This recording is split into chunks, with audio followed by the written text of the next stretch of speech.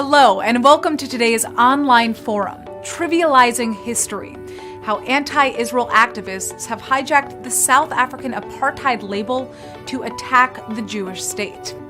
I'm Natasha Kirchuk, your moderator for this special event co-hosted by NGO Monitor and the Combat Antisemitism movement.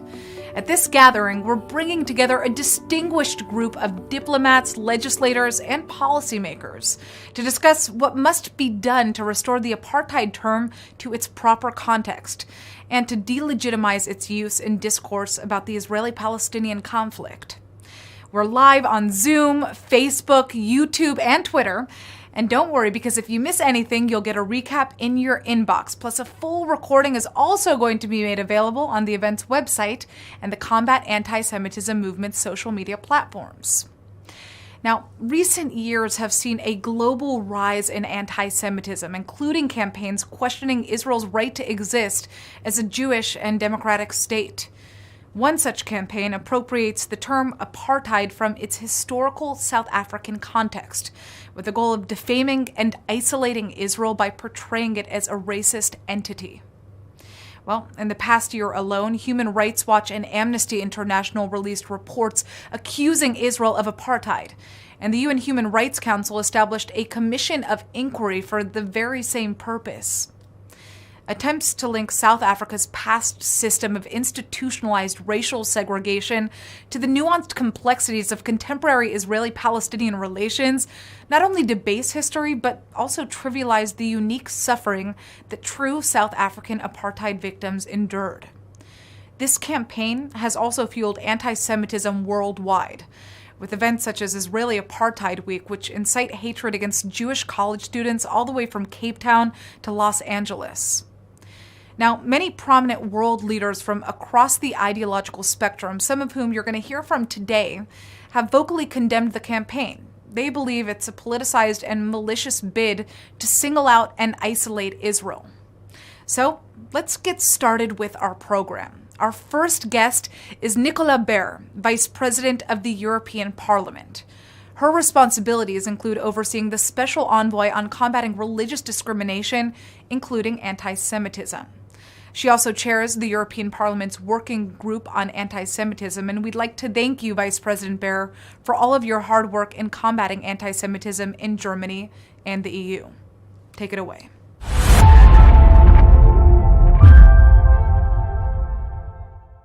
Dear honorable guests, dear ladies and gentlemen, dear friends, it's an honor for me to address you today.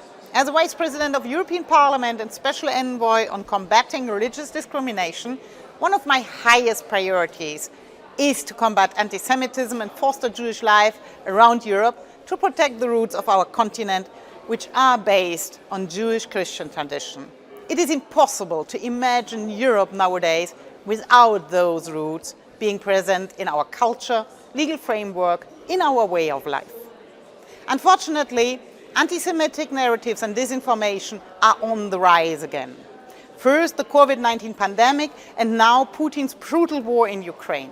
Both helped spread and manifest anti-Semitic hatred online as well as offline. We have had a disturbing surge in conspiracy theories against Jews since the crisis began. Every such surge of anti-Semitism puts European values such as respect for democracy, human rights, the rule of law, fundamental freedoms, good governance, and the stability of our society in danger.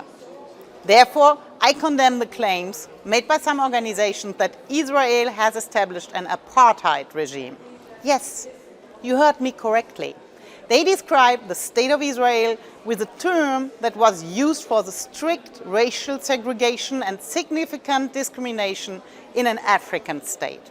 Israel, the only democracy in the region, the only state which offers participation in elections, in education and culture to everyone living legally in its territory. A democracy that allows diverse representations in the Knesset and the government. For example, Arabian and Ethiopian minorities have a voice.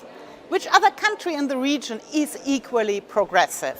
Categorizing this as an apartheid state is just plain anti-Semitic.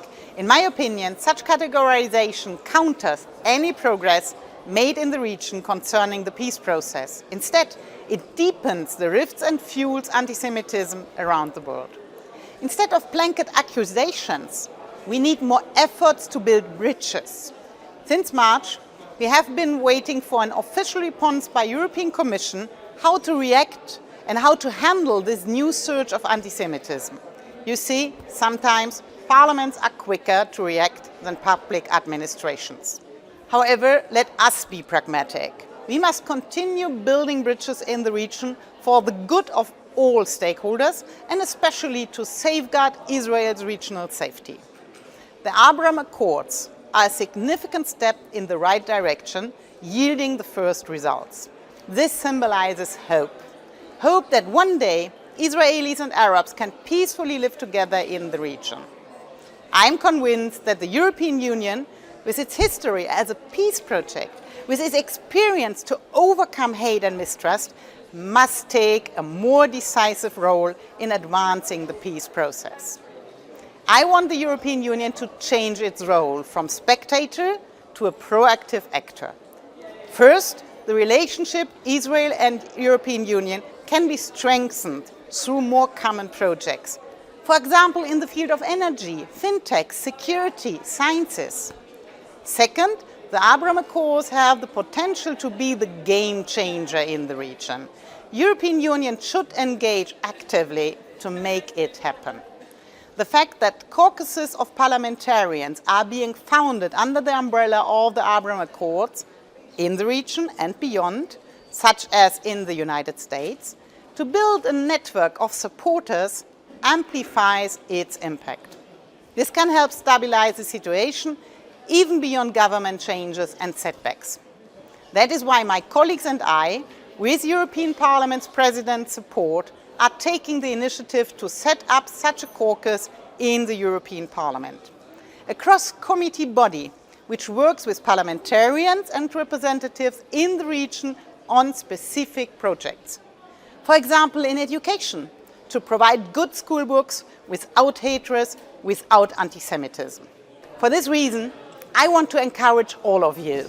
Let us join forces on all levels so that we, sooner rather than later, build a world without anti-Semitism, without discrimination, without racism, and with respect for all religious beliefs as an integral part of our societies. For this reason, I thank all of you for coming together to discuss how we can collectively combat anti-Semitism and foster Jewish life around Europe and beyond.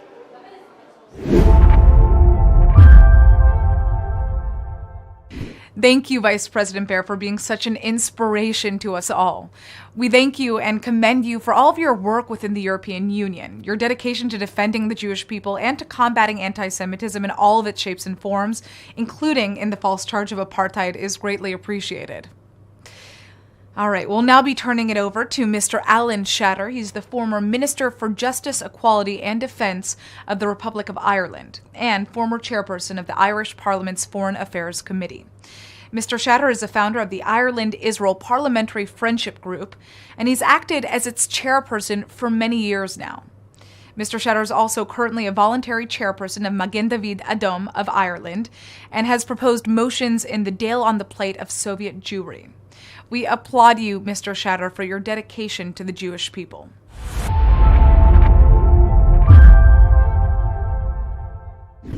Lies have always been part of politics going back centuries. Some lies are bigger than others, and a big lie in circulation in recent years is one depicting Israel as an apartheid state. It's a big lie because it is entirely untrue. Israel is one of the most diverse countries in the world and doesn't remotely replicate South Africa as it existed in the 1950s, 60s, and 70s. The cruel apartheid regime required Black South Africans to go to different schools, sit on different buses, never participate in sports with white South Africans, no representation in the South African government, no representation in the South African parliament. Black South Africans were basically treated as racially inferior to whites and suffered appalling discrimination and were frequently the victims of appalling violence. The apartheid lie is about misappropriating the dreadful history of South Africa and applying it to Israel for no purpose other than to delegitimize the Israeli state, demonize the Jewish people, and ultimately bring about Israel's extermination. For anyone like me who visits Israel, you know it's a lie. Israelis are throughout society represented and engaged with each other. And when I say Israelis, I mean Jewish Israelis, Arab Israelis, Muslim Israelis, Christian Israelis, Druze Israelis, Circassian Israelis, Israelis of no religious belief, Israelis of all backgrounds. Israelis, for example, participate cross-community in Magen David Adom, of which I'm the Irish voluntary chairman. Magen David Adom, or MDA, is Israel's emergency medical response organization. There's 25,000 fully trained volunteers from every community in Israel working with each other to save lives. It has 2,500 professionally fully employed paramedics engaged also in life-saving. They're Israel's ambulance service, blood service. Israel, as part of the Red Cross, provides international medical assistance and aid when global emergencies occur. As I'm dictating this today or speaking this today, members of Magen David Adom are providing medical assistance to some of those impacted by the brutal Russian invasion of Ukraine. If Israel was an apartheid state, Magen David Adom in its current form would not have members from every community in Israel working and volunteering in its engagements, nor would it do what it does on a daily basis, provide emergency medical assistance to people of all communities required. So why is there a big lie?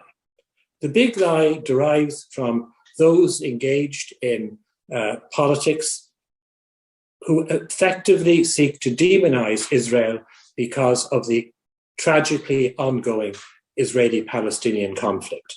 That conflict is a conflict about nationality. It's a conflict about territory. It's a conflict about two peoples who want to each have their right to self-determination recognized. It's my hope that ultimately there will be an Israeli state living securely and peacefully next door to a Palestinian state living securely and in peace. But that isn't today's reality because there's no workable peace process. And those who denigrate Israel and label it an apartheid state are not interested in peace, not interested in reconciliation, not interested in two states living side by side. Their objective is to internationally undermine Israel's status and to promote a picture of Israel that not simply demonizes Israel as a state and demonizes the 7 million Jewish people residing in Israel. Their objective is Israel's extermination. Their depiction of Israel as an apartheid state is not merely an inaccurate, gross defamation. It's an appalling disservice and misuse of the tragic history of Black South Africa.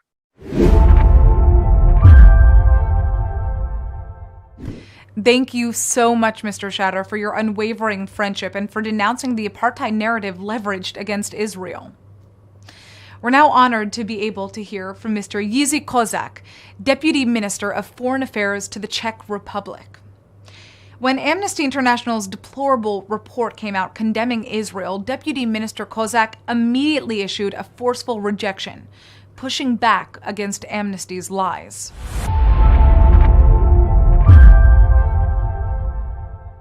Dear distinguished participants at this conference, ladies and gentlemen.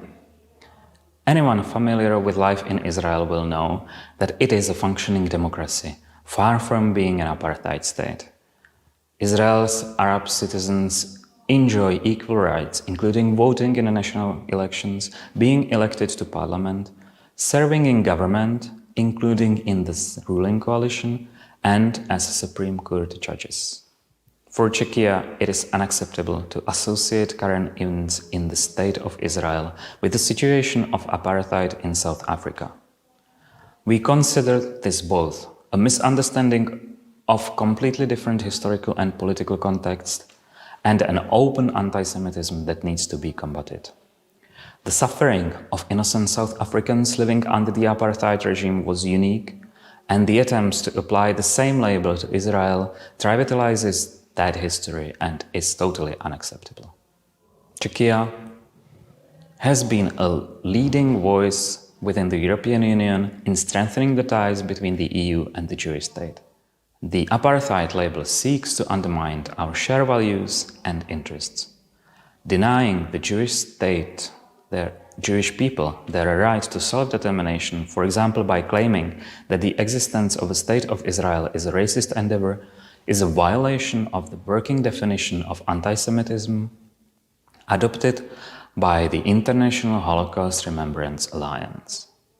Sadly, we have witnessed a rise in violent anti-Semitism in Europe, and rejecting the apartheid claim is integral in our approach to protecting our local Jewish communities, who are often the first target of such hateful rhetoric. Czechia opposes institutional bias against Israel also in the United Nations. Such bias is currently exemplified by the first report of June 7, 2022 in the Human Rights Council's Commission of Inquiry.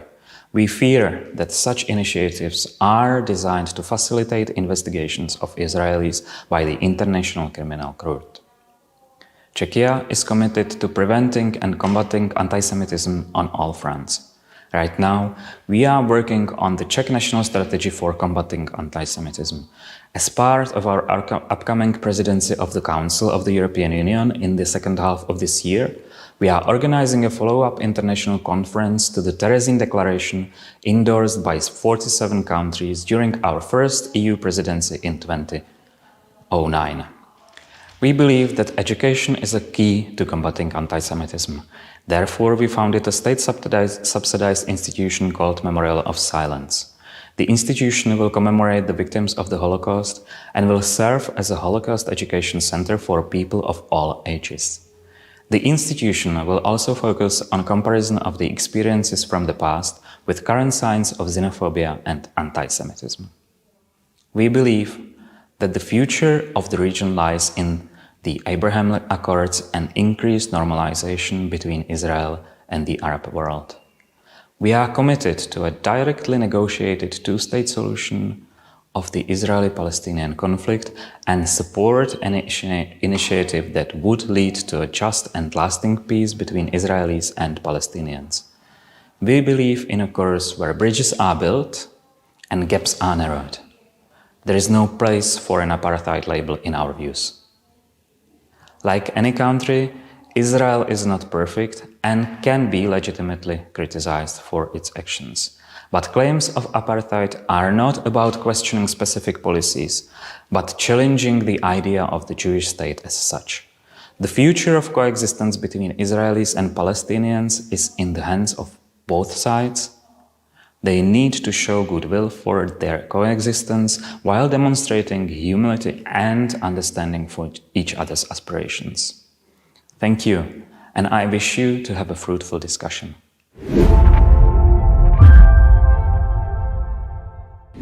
Thank you, Deputy Minister, for your effort in denouncing the apartheid narrative of Israel and for your commitment to the Jewish people, including for the Jewish citizens of the Czech Republic. Your efforts are truly needed and appreciated. It's now our distinct honor to welcome Parliament member Anthony Housefather, member of the House of Commons of Canada and representative of Mount Royal, Montreal, Quebec. Parliament member Housefather serves as both the parliamentary secretary to the Minister of Public Services and Procurement, as well as chair of the Canada-Israel Interparliamentary Group. Mr. Housefather is also a founding member of the Interparliamentary Task Force to Combat Online Anti-Semitism, a cross-party group of lawmakers from Israel, the US, Canada, Australia, and the United Kingdom.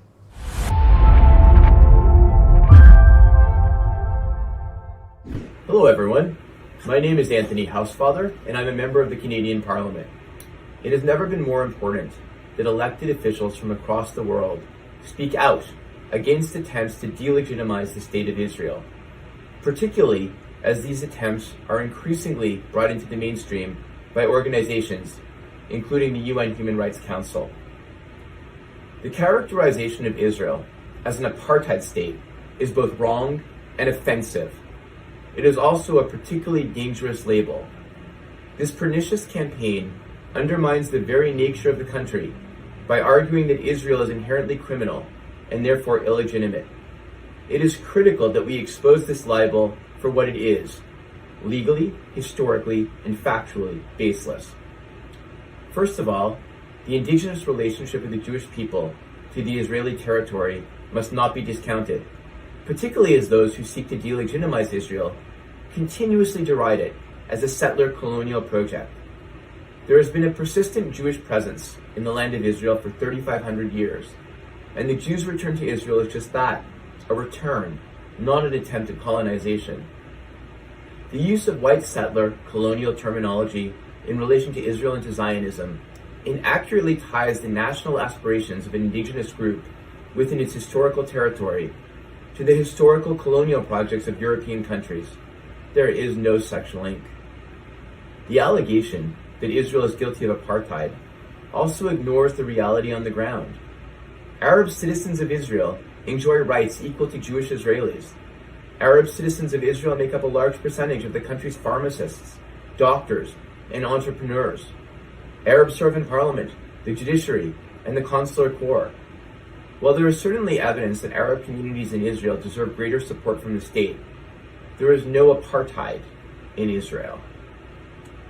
In addition to being offensive to Israel and supporters of Israel across the world, this characterization diminishes the horrific experience of those who suffered under apartheid in South Africa. Using the term apartheid as a tool to attack and delegitimize Israel, by the way, the only truly democratic state in the Middle East, disrespects the struggle of South Africans against apartheid.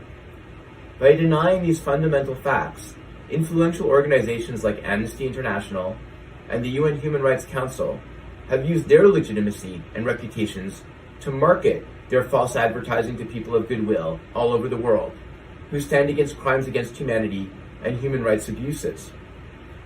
We are seeing, and the summer of 2021 is a good example of this, how the anti-Israel campaign of those organizations has been adopted by well-meaning people the world over. The results are downright dangerous. Just recently, in May of last year, during the Israel-Hamas conflict, we saw many anti-Israel protests across Canada. I will reiterate, I will always protect the right of all Canadians to express their opinions peacefully and lawfully. However, these protests frequently turn violent. Some of the protesters openly expressed their support for Hamas, a terrorist entity whose mission statement is to destroy the state of Israel. There were stones thrown at Jews outside the Israeli consulate in Montreal, and visibly Jewish individuals were attacked and berated, with the anti-Israel rhetoric devolving into anti-Semitism. B'nai B'rith recorded a 54% increase in violent incidents in May 2021 over the same period in 2020. Indeed, during this period, anti-Semitic activists drove through my own district and threatened to harm Jews. For the first time as an elected official, I had Jewish constituents who were afraid to send their children to the park and asked if they should take off their kippahs or remove their mezuzahs from their doors. I never thought I would see this happen in Canada. Holding Jewish Canadians responsible for the actions of Israel is the height of anti-Semitism and a consequence of the inflammatory language used by the anti-Israel community. This is just one example of how the false characterization of Israel as an apartheid state has real and very dangerous consequences. It also demonstrates how all too often legitimate criticism of the Israeli government is undermined by anti-Semites who claim to be anti-Israel to mask their anti-Semitism. When any organization or individual singles out Israel and neglects to treat Israel as an equal member of the family of nations, they expose themselves for what they are, anti-Semitic. To have Israel as the sole permanent agenda item at the UNHCR is a clear example of this disproportionate focus on the world's only Jewish majority state. Antisemitism is the oldest form of hatred, and it continues to spread in new forms and under new disguises. I commit to continuing to work across party lines with legislators from around the world, continue to fight both anti-Semitism and unfair attacks against the state of Israel.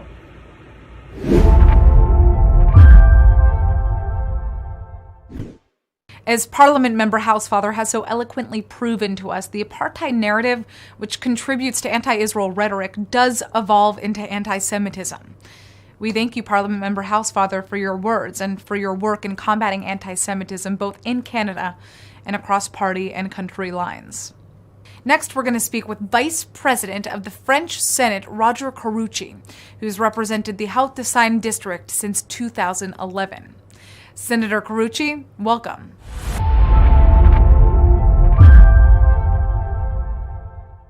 Quand Amnesty International parle d'apartheid dans l'État d'Israël, évidemment que c'est un moyen de délégitimer l'État, que c'est un moyen de dire qu'il n'y a plus de règles, puisque le terme apartheid avait été évidemment utilisé pour l'Afrique du Sud. On sait ce que ça veut dire, avec la lutte pour la décolonisation, la lutte pour l'indépendance revue par l'ANC.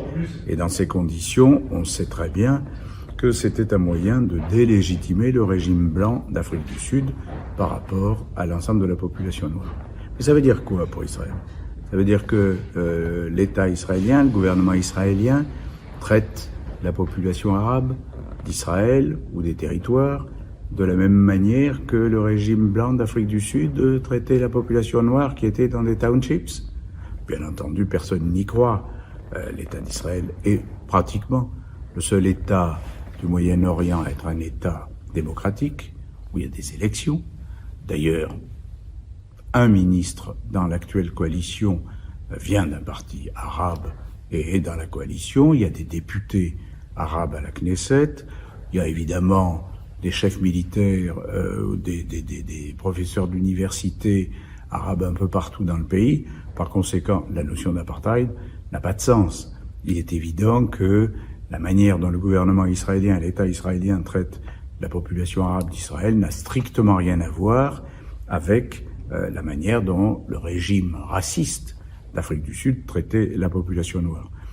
L'idée sous-jacente en pratique de tout ça, c'est de dire ça délégitime à la fois l'ensemble des décisions prises par l'État d'Israël, ça délégitime le gouvernement israélien et, sous couvert de droits de l'homme, eh bien, par définition, on fait de l'antisionisme facile et derrière l'antisionisme, quand même, de l'antisémitisme. Alors, est-ce que c'est responsable? Naturellement que non, parce que dans toute la presse, dans toutes les dépêches dans le monde, on reprend les accusations, les attaques de ces organismes sur l'État d'Israël. Et bien sûr, ça participe à ce grand mouvement qui, dans la pratique, est repris par tous les antisémites qui, soit dans la presse, soit sur les réseaux sociaux, s'attaquent à toutes les communautés juives un peu partout en Europe et probablement dans le monde.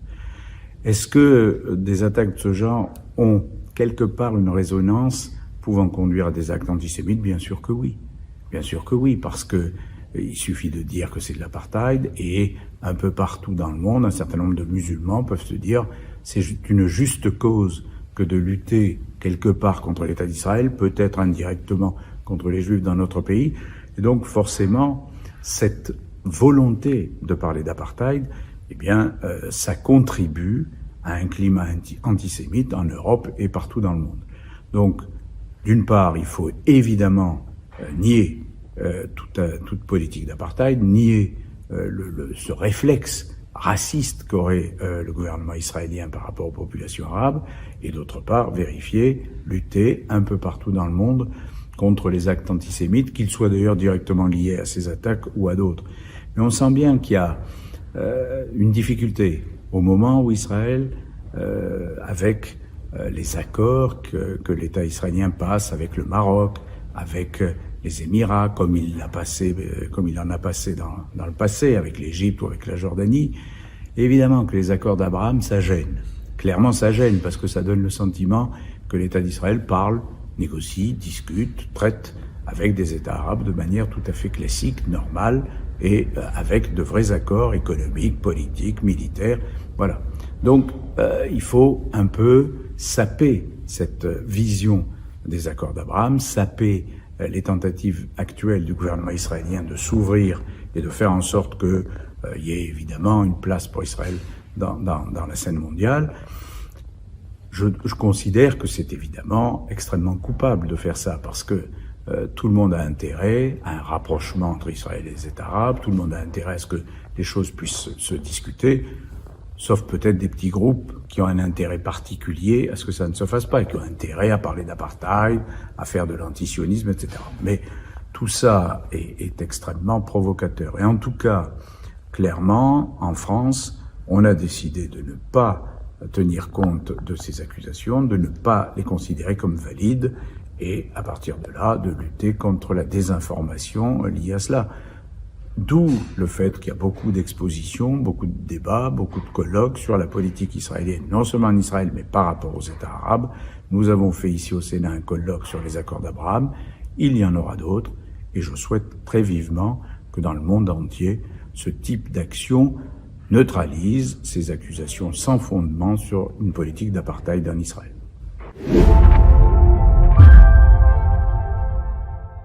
Thank you, Senator Carucci, for your remarks. Your participation in this forum is greatly appreciated. Next, we'll hear from Dietmar Koester, a German member of the EU Parliament who serves on the body's Committee on Foreign Affairs, where he's been active in building stronger EU-Israel relations. MEP Koester, welcome.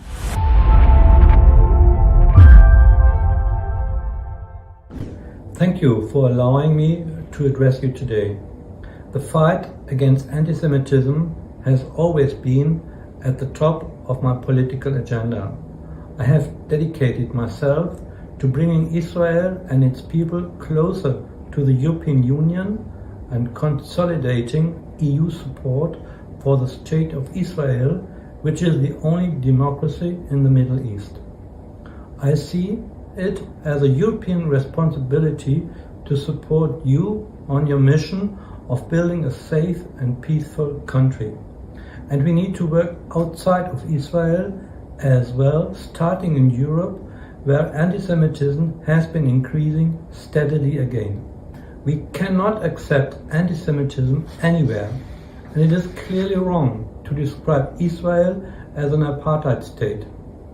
As you all know, this outrageous claim that has functioned to demonize the country was recently made in a report by Amnesty International, and before that by other organizations, and has since been repeated by others, most notably the United Nations Special Rapporteur for the situation of human rights in the Palestinian Territory, Michael Link.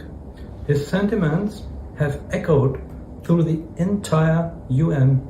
All of these reports have been issued by and discussed in respected organizations. This makes it even more remarkable how incredibly false, factually inaccurate, and one-sided they are. These reports are not a neutral discussion of the political realities in Israel, but are clearly and shamelessly anti-Israel propaganda. Anybody that looks closely at what apartheid actually means will easily find that there is no basis given to use this term to describe Israel. The most important defining characteristics of an apartheid state are the complete segregation of inhabitants with different backgrounds. This also includes a rigid separation of groups in public spaces and positions of power. Israel, different from South Africa during the apartheid regime, is a multi-ethnic society, and the Arab minority is invited to actively participate in the political process. Arab citizens have full rights under Israeli law. They of course also enjoy the right to vote and are represented in the Knesset and are part of the actual government.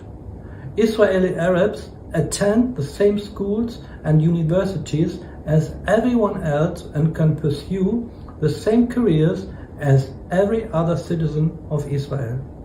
Instead of throwing around apartheid allegations and stirring up hatred, we must instead work together to create a safe environment for the people of Israel and Jews around the world. Human rights organizations must work alongside national governments and international organizations to tackle anti-Semitism everywhere. We must ensure that Jews everywhere can live and practice their faith safely and freely. We cannot forget the fear that Jewish people live with constantly. I would like to leave with you with this. The Jewish community is not alone. They are dedicated supporters. We stand with you and we remain vigilant. Thank you.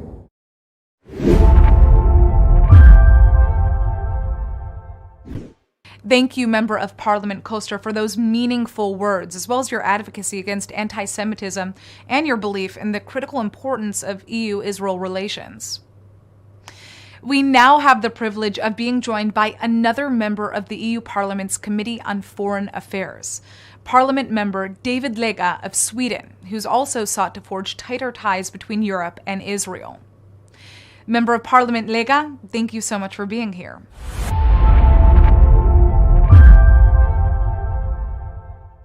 Dear friends, colleagues, and everyone who is attending this important online forum on anti-Semitism arranged by Combat Anti-Semitism Movement. The recent accusations of Israel being an apartheid state by some human rights organizations is extremely dangerous. It portrays Israel as a racist state. It delegitimizes Israel's right to exist. It even contributes to the global rise of anti-Semitism. My name is David Lega and I'm a member of the European Parliament representing Sweden. I am a member of the Foreign Affairs Committee, where we focus on EU's relations with the rest of the world. One of my primary focus is on Israel. Furthermore, as a member of the Subcommittee on Human Rights, I also work with promoting human rights and fundamental freedoms. And I'm also a member of the European Parliament's working group against anti-Semitism. And to give you a more concrete example, I have recently been working on the infamous Palestinian textbooks. These textbooks are used in the UNRWA-sponsored schools. So why are they infamous? The material used in these schools is teaching Palestinian pupils to hate the Jewish people. The material incites to violence, glorifies gruesome terrorist activities, and rejects peace between Israel and Arab states. A recent study by Georg Eckert Institute concluded that the curriculum does not meet the UNESCO standards of peace, tolerance and non-violence. So how is this relevant in the European Union? The Palestinian Authority has for years been receiving funds from EU taxpayers' funds that have gone directly to hate and anti-Semitism. And I, as a member of the European Parliament, who places above all the values of tolerance, justice, solidarity and non-discrimination, find it disgraceful that the appropriation of such values are used to justify hatred. The EU funding to the Palestinian Authority has been blocked since last year, when the Commission imposed conditionality on it. But when visiting Ramallah in the West Bank last week, Ursula von der Leyen announced that the EU would unblock funding to the Palestinian Authority. And I find this extremely frustrating. I am a firm supporter of assistance to vulnerable groups and aid to education, but funds cannot be granted without conditionality. Our taxpayers' money should not fund hatred. So I have raised this critical issue with the President of the Commission, Ursula von der Leyen, and also with High Representative Josep Borrell. There is a dire need for oversight, transparency and accountability regarding the repeated teaching of hate and incitement to Palestinian children. The Commission has promised and resolved to zero tolerance against anti-Semitism, and still it funds hate speech against the Jewish people. We must see a real commitment to zero tolerance, both in internal and external policies of the EU. Multilateral organizations have not treated Israel like a developed democratic state, and the EU's lack of willingness to enhance cooperation with Israel is clear due to the fact that no EU-Israel Association Council meeting has been held since 2012. Furthermore, there is a clear bias against Israel in the UN. There have been more than 100 resolutions in the UN Security Council against Israel, and there is a standing commission of inquiry. No other country is being targeted by the United Nations to this extent. So questions arise. Why does the EU not want to enhance its cooperation and dialogue with the only democratic states in the Middle East? Why does the UN treat Israel like a villain state? The preferential treatment of Palestinians must also be addressed. The UNRWA is a UN body formed in 1949 to resolve the situation of the 700,000 Palestinian refugees fleeing the territories of the newly formed State of Israel. The initial idea was that the UNRWA would be a temporary institution. However, today, more than 70 years later, the number of Palestinian refugees is well over 5 million. Unlike any other refugees, the Palestinian refugee status is inherited. So why are the Palestinian refugees not handled under the same organization like the rest of the refugees in the world? Finally, I want to re-emphasize how absurd it is that human rights organizations claim that Israel is engaged in apartheid. I am deeply disturbed about the obvious biases against the only democratic state in the Middle East. In fact, 2 million Arabs fully enjoy their civil and political rights to vote, to be elected, to serve in government, and to pursue all professions in Israel. What kind of apartheid system would allow that? Regrettably, this smear campaign will effectively decrease the prospects for the peaceful two-state solution to the Israeli-Palestinian conflict. Many people claim to strive towards a solution to the Israeli-Palestinian conflict, but unless we stop feeding children with hate, how will the next generation have a chance to live in peace? Therefore, we need to continue to work together to make a sustainable difference.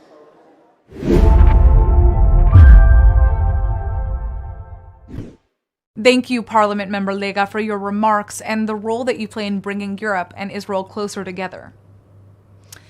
Up next, we're now going to Holland to hear from veteran Dutch parliamentarian Kies van der Staaij, leader of the Reformed Political Party. Parliament Member van der Staaij, welcome.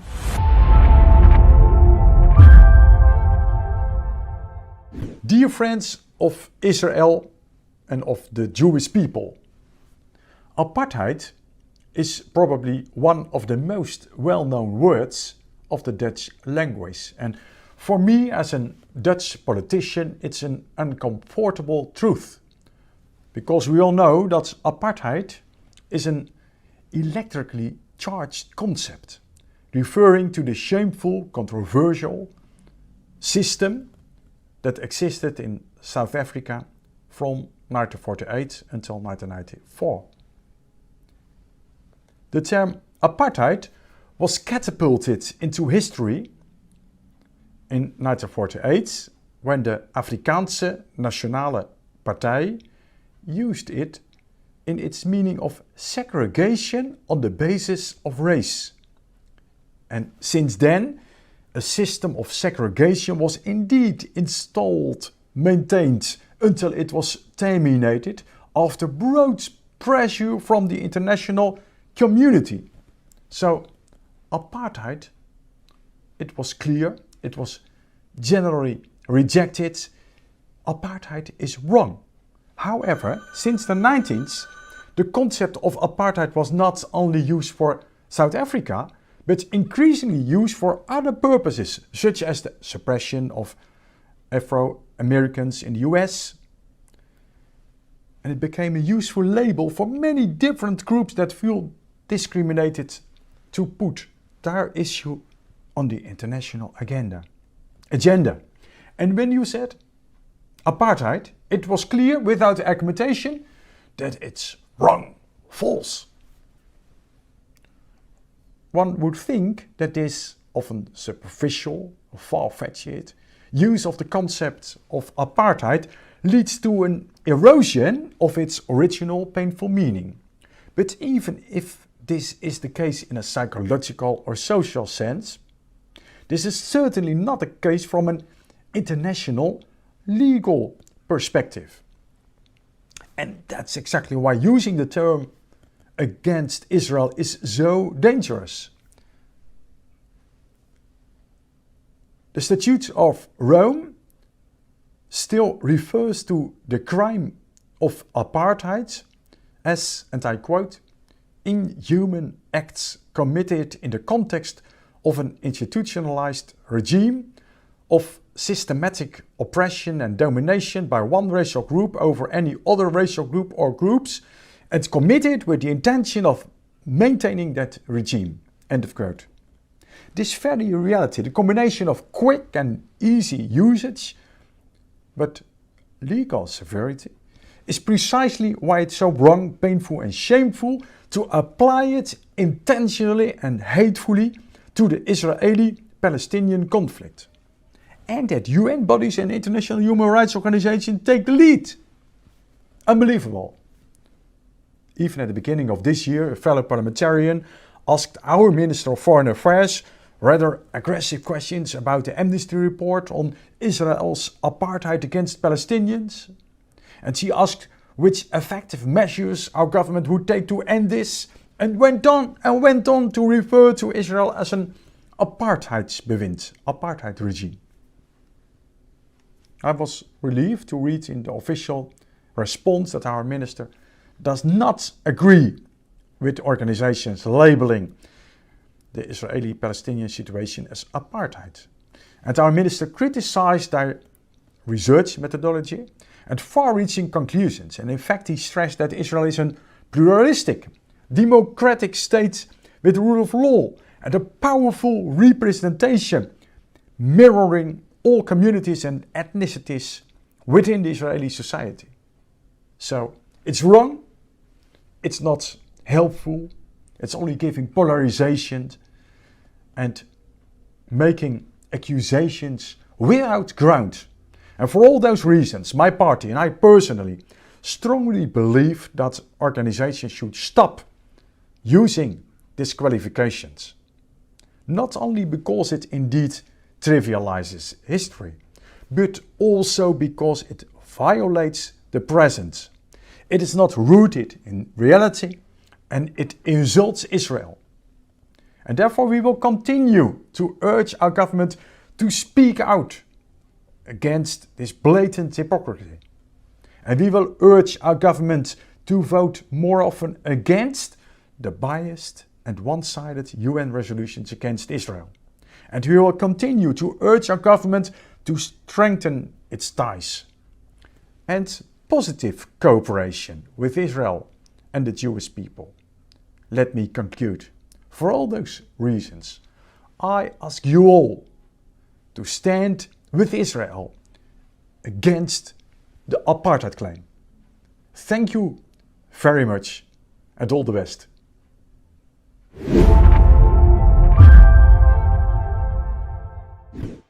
Thank you, Parliament Member van der Staaij, for your valued insights on this topic and your friendship with the State of Israel and the Jewish people. We now move to the United Kingdom for remarks from Welsh Parliament member Darren Millar, who has a long track record of pro-Israel advocacy. Parliament Member Millar, it's a pleasure to have you with us today.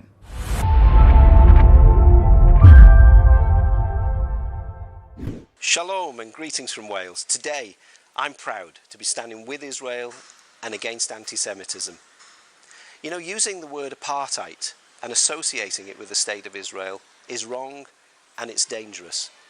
But unfortunately, organisations like Amnesty International and the UN Human Rights Council have used that term in reports which they have published. I believe those reports are politicised and that they are malicious in their nature.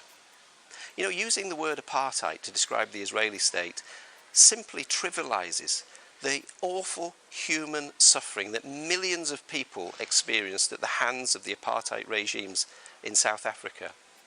And using that word also fuels and fans the flame of anti-Semitism worldwide. Initiatives like Israel Apartheid Week, for example, are nothing more than an attempt to be anti-Jewish and anti-Semitic. And that's why I'm standing shoulder to shoulder with the Combat Anti-Semitism movement, because I don't want to see that word apartheid hijacked by those who are simply anti the state of Israel and anti the Jewish people. So I make a pledge. I make a pledge today and every day that I will stand up for the nation of Israel, that I will speak out when I see the word apartheid being hijacked, and that I will stand up and have my voice heard. I hope that you'll make the same pledge too. Be sure that Israel has many friends in Wales, and we continue to stand against anti-Semitism wherever we see it. Thank you.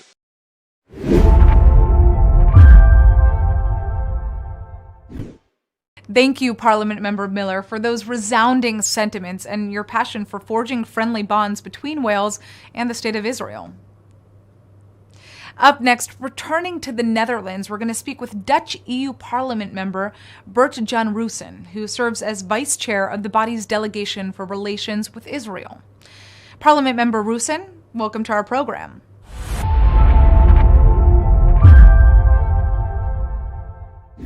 "31 years ago, the United Nations General Assembly took the wise and the right decision to revoke its worst resolution ever adopted. Resolution 3379, which had equated Zionism with racism. By taking this decision, the UN determined that Zionism is not a form of racism. How astonishing is the fact that many do not seem to learn from history. How sad is it that last year, Human Rights Watch, barely a year later followed by Amnesty International, accused Israel of pursuing an apartheid policy versus the Palestinians. And how sad it is that the UN Human Rights Council, sadly known for its anti-Israel bias, established a commission of inquiry responsible for investigating, quote, systematic discrimination and repression based on national, ethnic, racial or religious identity by Israel. This is language previously used to allege that Israel is guilty of apartheid policies. Apparently, the racism-Zionism equation is back in a new format. Old wine in new bottles. The allegations against Israel are completely devoid of reality and at odds with the international legal consensus. Unfortunately, the denial of the only Jewish state's right to exist, according to standards that are not used for any state, is now accepted. I come across a shocking example revealed by a Jewish student at the Dutch university. Last year, one of the university teachers sent all her students an email via the university system to urge the students to participate in a pro-Palestine demonstration against apartheid, Israel and the so-called genocide. As some described it, we may call this the new anti-Semitism. Stating that Israel is an apartheid state would fall under the definition of anti-Semitism. Apartheid is a very distinct crime that, according to international consensus, has been committed in history just once. The term should not be misused and certainly not for political purposes. The situation in South Africa during parts of the 20th century can by no means be compared with the situation in Israel. Apartheid is a system of segregation that goes against all the values and principles that Israel represents since its foundation. Israel's Declaration of Independence states that Arab inhabitants of Israel are being promised full and equal citizenship and due representation in its provisional or permanent institutions. This promise was put in practice. Just look at the current government that includes Arab parties, which shows that political diversity is enshrined in Israel's government policy institutions. Criticism to a country's policies can be good and is sometimes very justified. The boundary is where there is no longer any criticism of policy, but where the existence of the state is denied. If the goal is to eliminate the only Jewish state in the world, then Jews are stigmatized and isolated. Putting an apartheid label goes beyond particular policies and will also be used as a justification for the destructive BDS campaigns. The NGOs that accuse Israel of the crime of apartheid undermine their own credibility, as their accusations are unreal and not based on facts on the ground. It does not have a positive contribution to the peace process either. We should firmly stand up against such deliberate attempts to delegitimize the State of Israel and against the accompanying anti-Semitic rhetoric.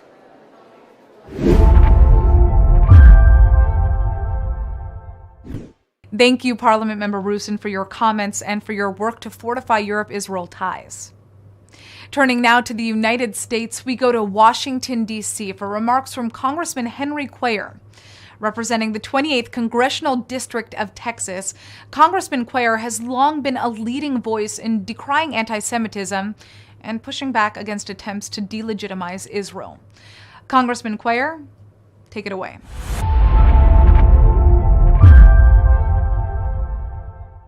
Hello, this is Congressman Henry Cuellar. This year, Amnesty International and Human Rights Watch released reports accusing Israel of apartheid. This is a dangerous statement and one that has no merit. I reject this comparison.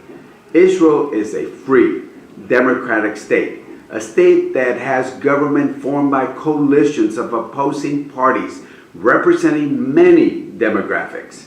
In fact, Israel is widely known as the only democratic nation in the Middle East.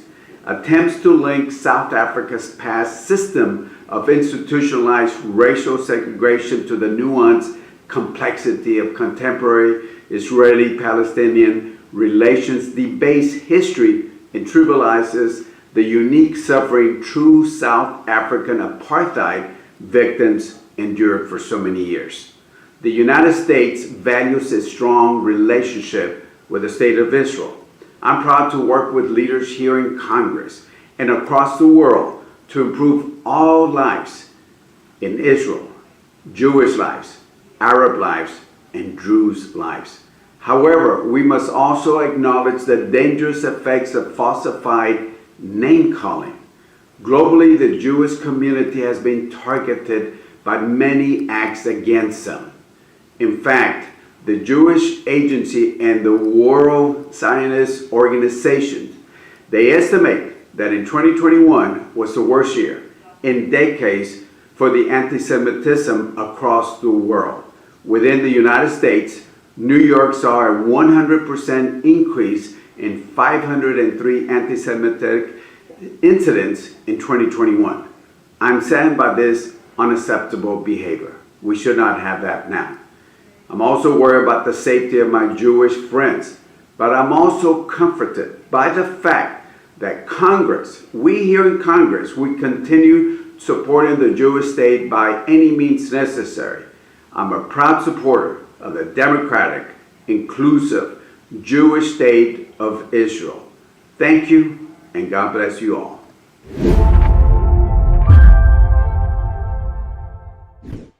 Thank you, Congressman Cuellar, for your important words and your deep commitment to the U.S.-Israel alliance.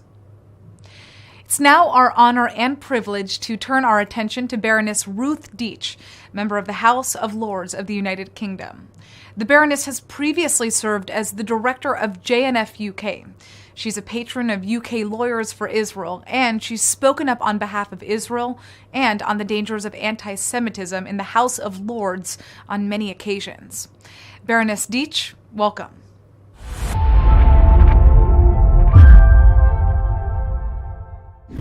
If there is one thing that the history of the Jews tells us, it is that the attacks on them go back thousands of years. And whatever the world's greatest and most unforgivable crime is of any period of history, the Jews will be accused of it. And now, because it is the world's worst crime, Jews are accused of apartheid or racial discrimination. So what is this apartheid that Israel is accused of? We know it very well because we saw it in South Africa. We're forcibly segregated based on the color of a person's skin.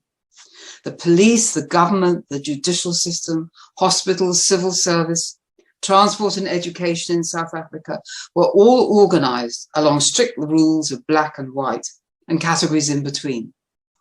But South African black people will tell you now that they know that this has no bearing on Israel. They remember when they needed permission to live in white areas, couldn't marry a white person, had no vote, no representation in parliament. They note with astonishment that a former president of Israel, Katza, appeared and was sentenced before an Arab judge, Kara, in Israel. Nothing comparable could have happened under South African apartheid. Israel is a multiracial, multi-religious democracy. Minorities have basic rights guaranteed. They vote. There are no legal restrictions on movement or marital relations. There is free speech even to oppose Zionism. And most Arabs living in Israel say they prefer to be there and to have Israeli citizenship rather than go elsewhere. That may be because they have more civic, religious, and sexual rights in Israel than they have in nearly all the Muslim countries that surround it, and in particular in Gaza and the West Bank, where freedom lovers would find life intolerable. Indeed, it is those who accuse Israel of apartheid that are themselves racist, in that their real motive is to deny the legitimacy of the only Jewish state in the world, and if heaven forbid they got their way, they would return Jews to dispersion, slaughter, and discrimination all over the world. Even Richard Goldstone, the South African jurist not known for his support of Israel, has said that there is no apartheid in Israel, with its Arab population of 20% who vote and hold high positions. Occupation is not apartheid. Occupation is about a territory whose sovereignty is disputed, and where it would be regarded as a takeover if Israeli law were applied to those who live under the Palestinian Authority and Hamas. Discrimination and poverty, which exist, are not apartheid either. They exist even in the United Kingdom and America, where minorities may not speak English or fail to take advantage of the education system.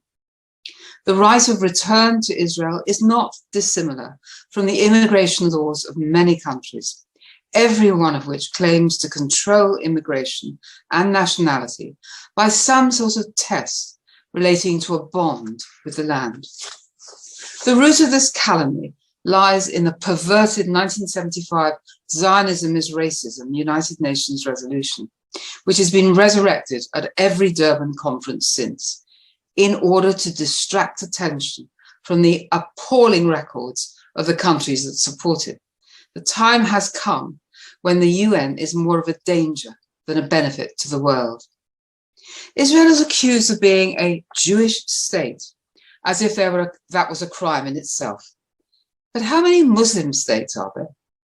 In 26 countries, the state religion is Islam, and often nothing else is allowed. And in twice as many, there are majority Muslim populations. In the United Kingdom, 26 bishops sit in the House of Lords, and the only other country with clerics in the legislature is Iran. The Church of England was invented for English purposes and is so prevalent and embedded in our way of life in Britain that it is not perceived for what it is, permeating holidays, broadcasting, education, certain jobs, even the monarchy. Sadly, students on campus have found a cause to rally freshers, namely Israel Apartheid Week. This is contrary to our law on equality and charities, but it has succeeded in influencing a future generation of our leaders. We know why this toxic word apartheid is being used. The Palestinian Authority wants to delegitimize and dismantle Israel and overrun the land from the river to the sea without a Jewish presence. It was the South African regime that was targeted by the word apartheid.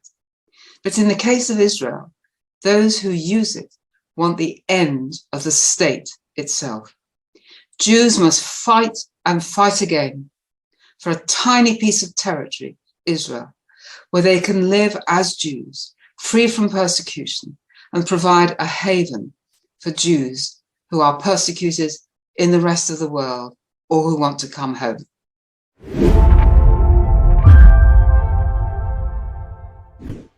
Thank you, Baroness, for your contribution to the discussion on the nuance of the apartheid narrative and its implications for not only Jews, but for South Africans as well. And thank you, of course, for your important work in combating anti-Semitism in the United Kingdom. We now welcome the esteemed Frank Müller-Rosentritt, member of the German Bundestag. Parliament member Rosentritt has been a true friend of Israel. Only a month ago, he accompanied the mayor of Kiryat Bialik here in Israel for the official ceremony of the signing of a twin city agreement between Kiryat Bialik and Chemnitz. In June, Frank Müller-Rosentritt initiated the first German-Israeli SME Day in Chemnitz, attended by companies from both Israel and Germany.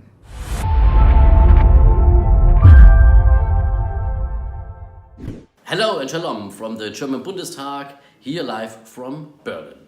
Many thanks to the NGO Monitor and to the Combat Antisemitism movement for inviting me to give a short speech at this online forum. As a member of parliament for the FDP, a liberal party group in Germany and one of the three parties of the German government coalition, and as member of the Committee for Foreign Affairs, I'm glad to speak to you about the apartheid label that is used to attack the Jewish state. To make it quite clear at the beginning, everyone who has been in Israel or gets unbiased reports about the country and its people should know that there is no apartheid in the only democratic state in the Middle East and Israel. Israel is a very diverse society with many different religious, ethnic and political groups that are represented in the Knesset. Calling Israel an apartheid state is a blatant lie that is part of the anti-Semitic efforts to delegitimize and demonize the Jewish state. Of course, the German government and the vast majority of German politicians do not adopt the apartheid claim. But nonetheless, we have to cope with this labeling and singling out of Israel. In February 2022, Amnesty International published a report about, quote, Israel's system of apartheid and called for demolishing it. The German branch of Amnesty International gave a statement that they would not further promote this report due to the sensitive situation in Germany. But they did not distance themselves from the accusation of this report. The German government rejects the use of terms such as apartheid in connection with Israel. As a spokesperson for the German Foreign Ministry underlined in a statement shortly after the Amnesty report was published.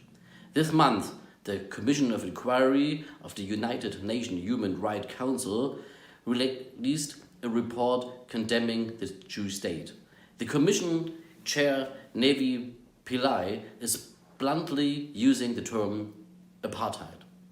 But Germany has been one of the 22 countries led by the US that used a harsh rebuke on this report, saying that this commission is a further demonstration of long-standing disproportionate attention given to Israel in the Council and must stop.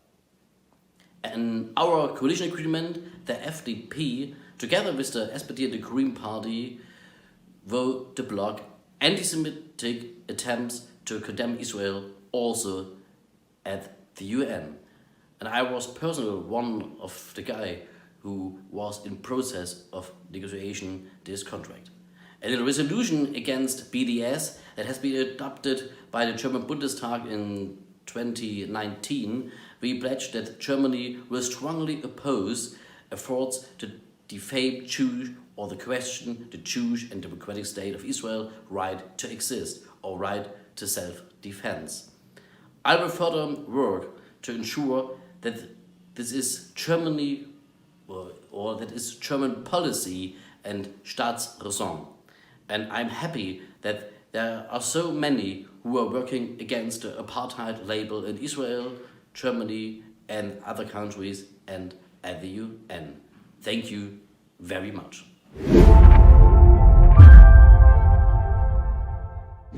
Thank you, Parliament Member Rosentritt, for firmly denouncing the claim that Israel is an apartheid state and for your continued friendship and support for Israel. Your work is very much appreciated. Next, staying in Europe, we're joined by Spanish European Parliament member Antonio López Istúriz White, chair of the Delegation for Relations with Israel.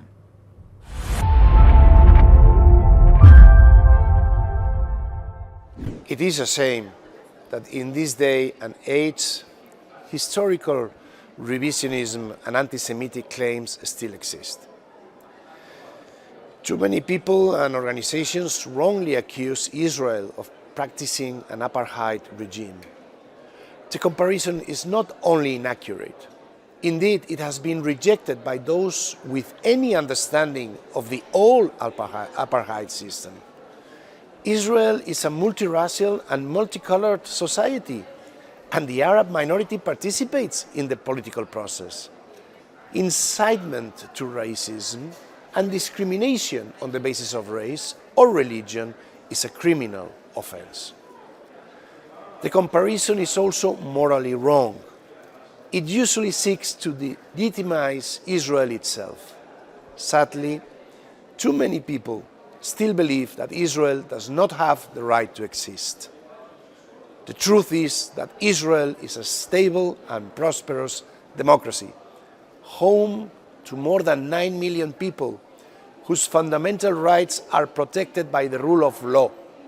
It is an ally of the European Union and a force for good in the region.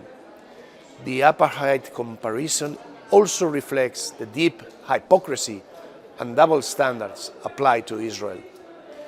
The accusation of apartheid is made because Israel is considered a Jewish state, yet some of its citizens follow other religions. Yet these accusers stay silent when Arab states call themselves Arab republics, which of course they have the right to do. Yet it is Israel which is constantly attacked by the media, international bodies and NGOs. In that sense, anti-Semitism cannot be allowed to continue our public discourse and our politics. It must be fought with the same passion than any other form of discrimination. Let me finish by saying that we must support the Middle East peace process, a process based on a two-state solution with a secure state of Israel and an independent, democratic, viable Palestinian state living side by side in peace and security. Any claim that seeks to divide and incite hate will only stand in the way of this great objective.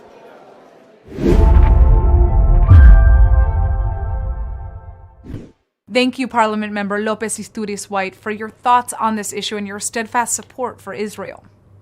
We're now privileged to hear from European Parliament member and Vice Chair of the Budgetary Committee, Nicolas Herbst. Thank you, Parliament Member Herbst, for your friendship and vocal support for the State of Israel in your capacity as Vice Chair of the Budget Committee.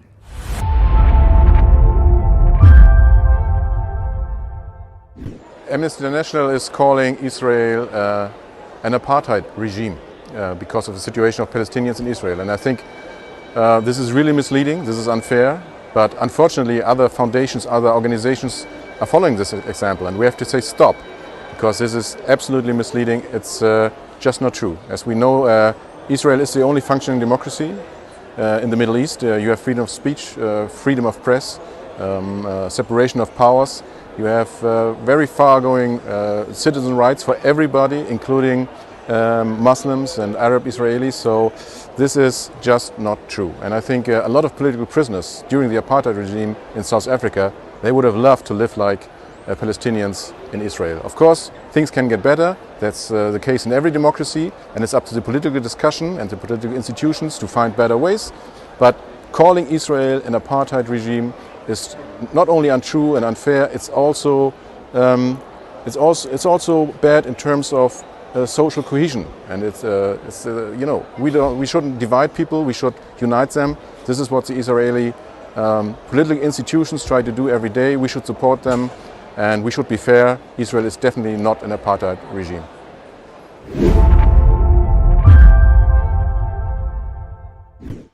Thank you, Parliament Member Herbst, for highlighting the dangers of the apartheid narrative and for your continued support to the State of Israel.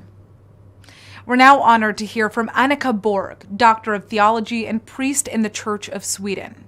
She's received multiple awards from the Sweden-Israel Society for her activism within the Swedish Church. Dr. Borg is currently part of a research project to challenge the negative image of Israel within the Swedish Church. Thank you, Dr. Borg, for your efforts to defend the State of Israel.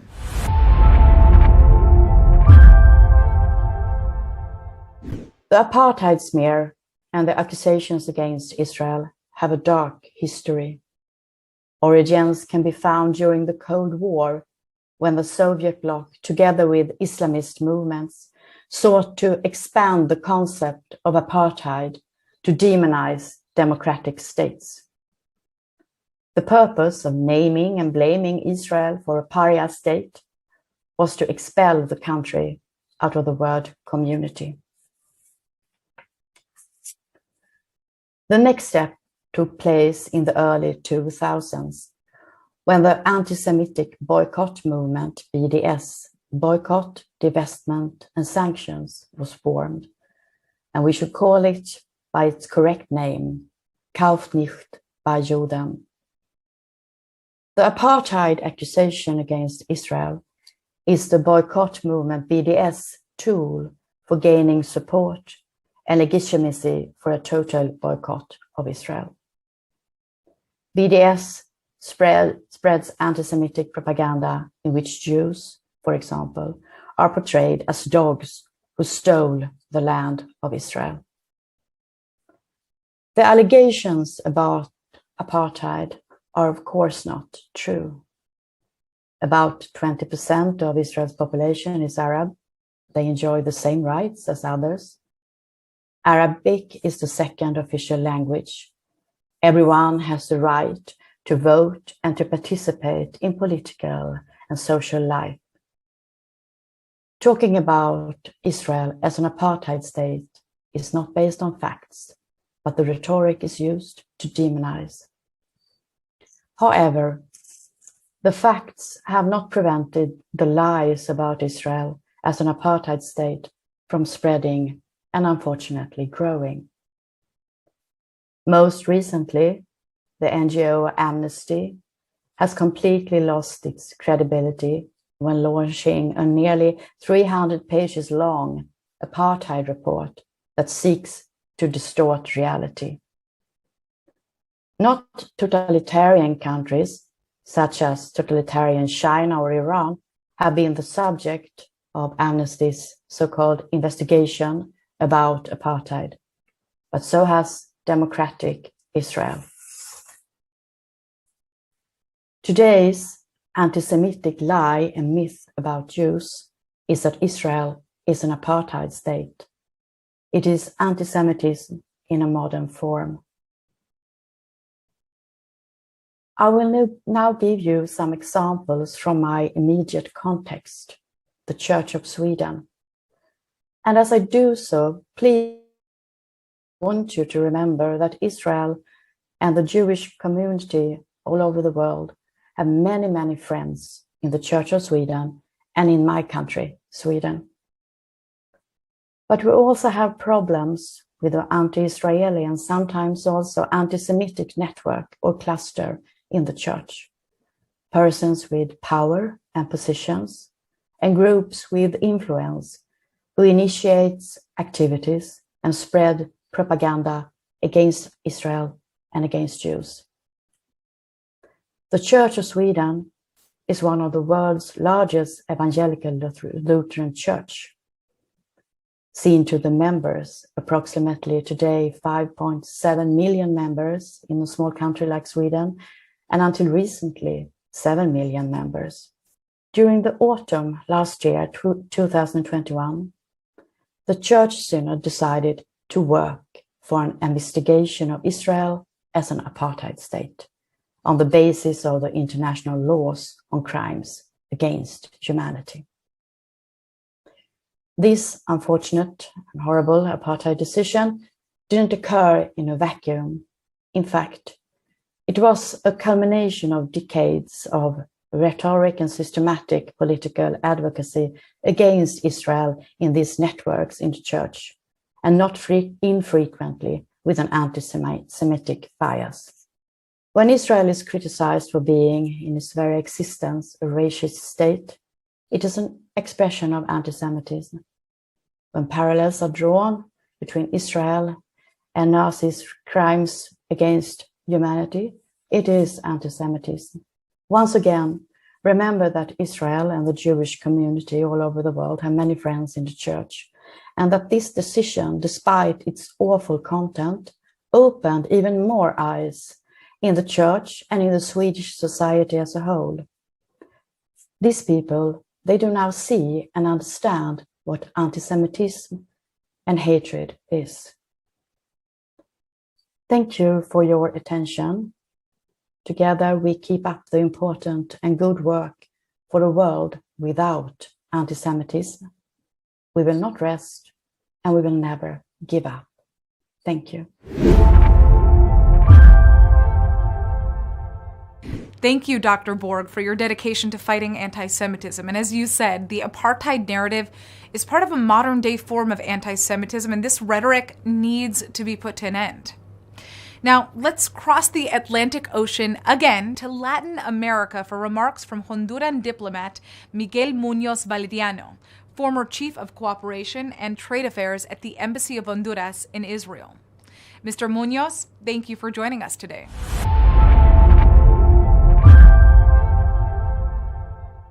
During my 3 years working in Israel on faith-based diplomacy issues and interreligious dialogue for peace, these are my take on the claims that apartheid is allegedly occurring here amid nuanced complexities of the Israeli-Palestinian relations.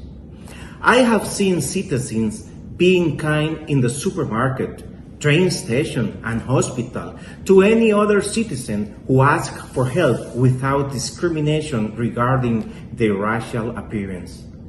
I have seen university students dialogue frankly and respectfully without attempting to discount opinions from Jewish, Christians, Arab, Jews, or even agnostic backgrounds.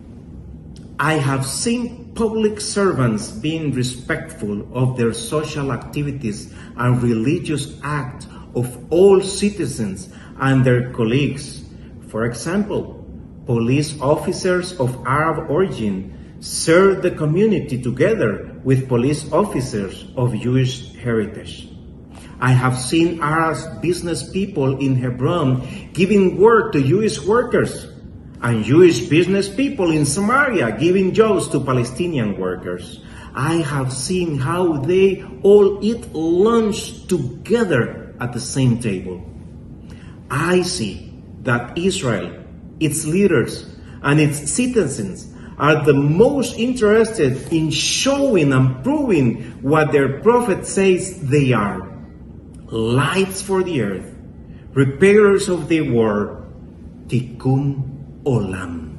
I believe that they want to achieve fruits of peace, like the ones that the great prophet Isaiah wrote in chapter 19. On that day, there will be a highway from Egypt to Assyria, and the Assyrian will come to Egypt, the Egyptians to Assyrians, and the Egyptians will worship with the Assyrians. On that day, Israel, along with Egypt and Assyria, will be a blessing in the midst of the earth. As a human rights advocate and a defender of freedom of thought, conscience, and religions, I do not think Israel is a racist state.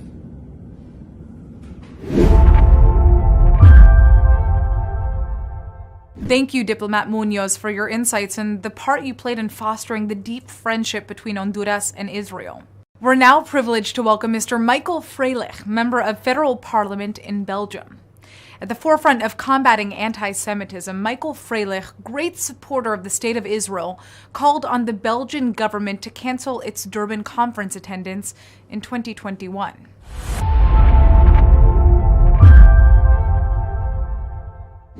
Anti-Israel activists have recently hijacked the label apartheid. This is deeply disturbing to me for two reasons. First of all, it trivializes the discrimination that Black Africans really experienced for years under the terrible apartheid regime.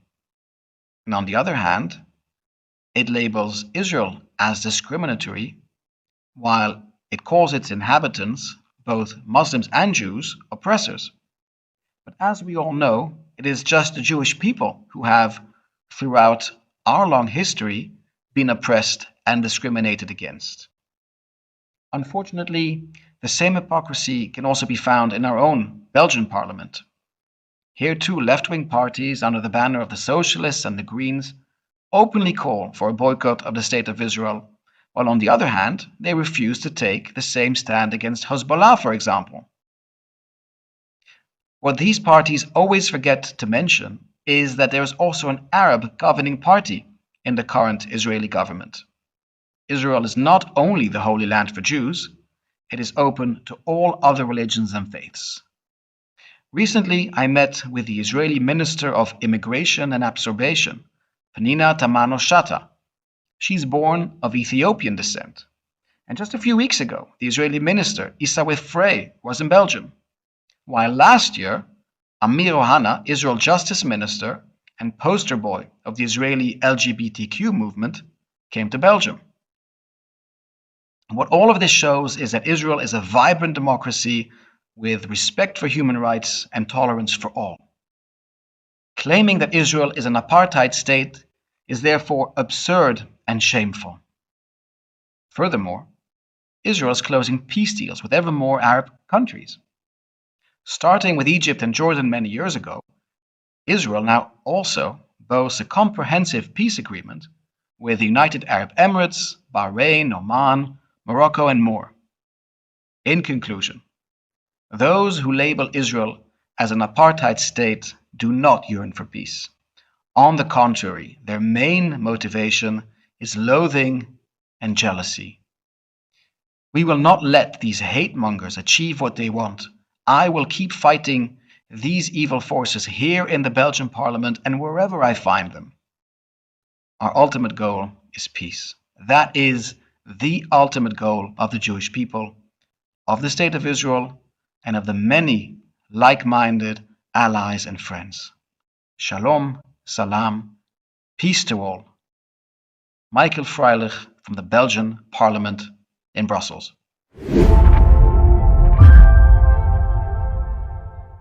Thank you, Parliament Member Freilich, for your hard work in defending Israel and for advocating against the apartheid narrative that surrounds it. And with that, we've come to the conclusion of our event today. Remember, if you missed or wish to rewatch any portion of in your inbox, and a full recording is going to be made available on the event's website and the Combat Anti-Semitism Movement's social media platforms. We'd like to once again express our gratitude to our speakers from around the world for joining us, and of course for their leadership in advocating for and defending the State of Israel and Jewish communities worldwide. And thank you, our viewers, for taking the time to be with us. We hope you learned a lot and are inspired to take an active role in the campaign launched by the Combat Anti-Semitism Movement and NGO Monitor to fight the apartheid slander of Israel. Please stay tuned for future communications about programs and initiatives that you can join as part of this effort. Only through collective action at both the grassroots and policy levels can we affect the change that we wish to see in the world. I'm Natasha Kirchak, and goodbye for now.